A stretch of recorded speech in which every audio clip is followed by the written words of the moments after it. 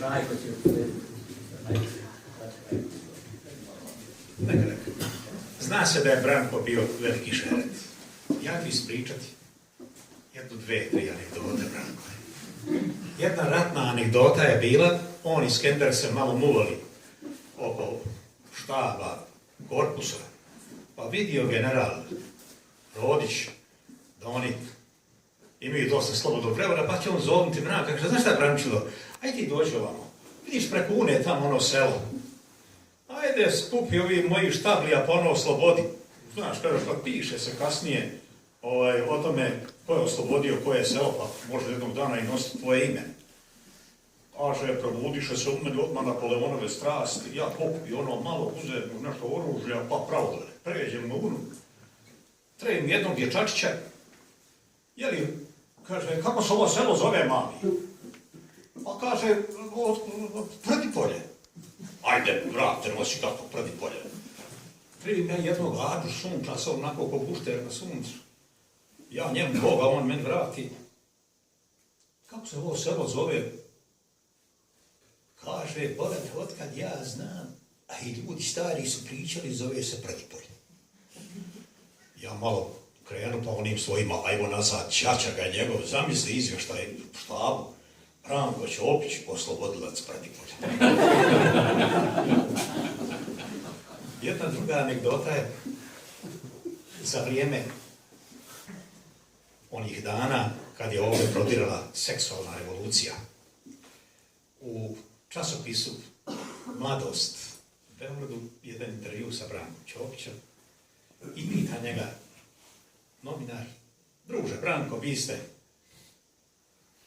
učesnik rata od 1941. godine i zasad ste u činu majora, nosili ste spomenicu, nosili spomenice, bili ste čak i komesar divizije 15 dana, dok nije Osman Karabegović stigao, bio komesar 4. krajiške divizije. Kako ste se snalazili u to vrijeme, to znamo, a kako ste dočekali ovu seksualnu revoluciju? Kaže, isto koji onu, zatekla me bez oružja. Samo sam onda imao gdje oteti. Nema.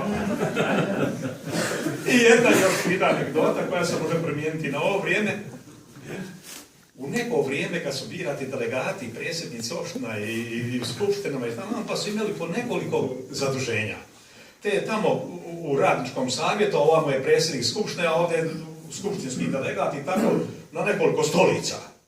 I sad pitaju novinari Branka, jel druže Branko, šta vi mislite o ovim ljudima što sjede na više stolica? Pa kaže, znaš šta je, ljudi koji sjede na dvije i više stolica mora da su velika guzica. Evo jedne pjesme koju on među posljednje napisao. Ne bi ono davno doba ni za kakve dao novce, kad sam ispod naše gaja s džedom Radom čuvao ovce. Kult pobježe moje zlatno pribježište nepovratno. Kroz bisernu peru stada naš se šarov vrijedno maje, a džed veze stare, gatke i rođene doživljaje, bajke su mi srcu draže, jer ostalo džedo laže. Kad ponekad davnim nebom crni oblak bljesne munjom, pribježište trkom tražim po starčevim crnim gunjem, ni u zečijoj logi nije sigurnije i toplije. Odveli me davno puti, tamo gdje se bajka skriva, stada nam se istopilo, pod mogilom džed počiva. Šta da radim, džedo, mili putevi se zamrsli, i dokle ću po svijetu lutanju da se mladim. Slutim da je došlo vrijeme, svome džedu da se vratim. Džedo, dragi zaštitniče, završi mi kraj od priče.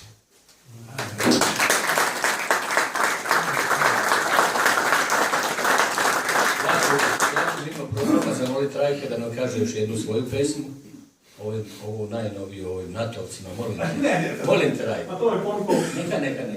Molim te Rajka. Svoje vremeno, eno ga tamo slikam, moj sin, a bio je mali, sad ima 20 nešto godina, kad je bilo bombardovanje, bio jako mali. A majka mi je bila živa u Bosni tamo i onda ona jadna, jao, šta, da bježite ovamo, dođite ovamo, djecu spašava i šalji. I ja napišem jednu pjesmicu i pošaljem je u prijedlog Kozarskog vjesnika, objavi istjergu da bilo je, da se o tome ne piskara. Koristim priliku prvu. Ne čujem sirenu mrsku. Pa pišem pismo baki u Republiku Srpsku. Kako si rođena bako? Piše ti tvoje zlato. Znam da se brineš za me i kuneš crni na to. Ne brini mila moja, mada je muka 100. Od bombi dobro me čuva sklonište atomsko. Majka je stalno uz mene.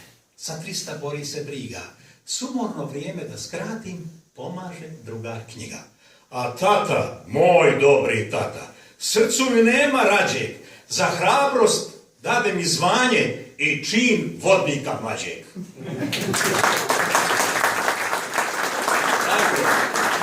Ja mislim da, prvo se vama sve zahvaljujem što ste došli i što smo se, nadam se, lepo podružili sa pričom o našem velikom Branku. Nećemo završiti, ja ću samo se vama sad zahvaliti i najaviti sutrašnji događaj u 19 časova ovdje kod nas. Žarko Vidović ima svoje veče sutra u 19 časova. A od Branka, umjesto najave, ja ću ponovo zamoliti Rajka, a mislim da bez one male iz Bosanske Krupe ne bi nikako išlo. Ajmo još.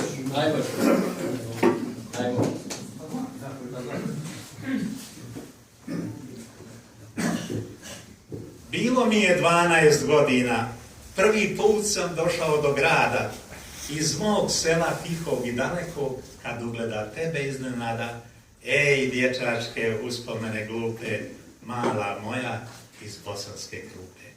Naišla si kao lako blačak, tvoj me pogled za ten obeznani, zaboravi ime i očinstvo, kako mi se zovu ukućani, iznjevjeri poput sablje tupe, mala moja iz Bosanske Krupe. Jesi li me spazila ili nisi? Zbunjenoga seoskoga đaka, svjetlokosoga očiju, glavi u oklopu novi opanaka, kako zija u izloge skupe, mala moja iz Bosanske Krupe. Tekli tako gimnazijski dan. Uspomena na te ne odsvala. Modra una u proljetne noći tvoje mi je ime šaputala, letjela si iznad đačke klupe, mala moja iz Bosanske Krupe. Sad je kasno, već mi kosa sjedi. Gledam unu, teče kao nijema. Zalud lutam ulicama znanim, sve je pusto, tebe više nema. Ej, godine nemjerljivo skupe, zbogom mala iz Bosanske Krupe. Evo jedne pjesme i nećemo. Pošto je jučer bio Sveti Sava, evo jedne pjesme. Pomiluj sveti oče Savo naše rijeke, Lav i Sitnicu, Savu i Unu, jer one ništa zgrešile nisu, a srpske kosti u njima trunu. Pomiluj sveti oče Savo jame duboke, rasute našom zemljom bezdanice, jer one ništa zgrešile nisu, a sad su srpske kosturnice. Pomiluj sveti oče Savo gore visoke, orlovska gnjezda sure bespute, jer one ništa zgrešile nisu, za srpske kosti njima rasute. Pomiluj sveti oče Savo pusta crkvišta, spaljene ikone i carske dveri, jer ona ništa zgrešila nisu za djela što čine ljudi zveri.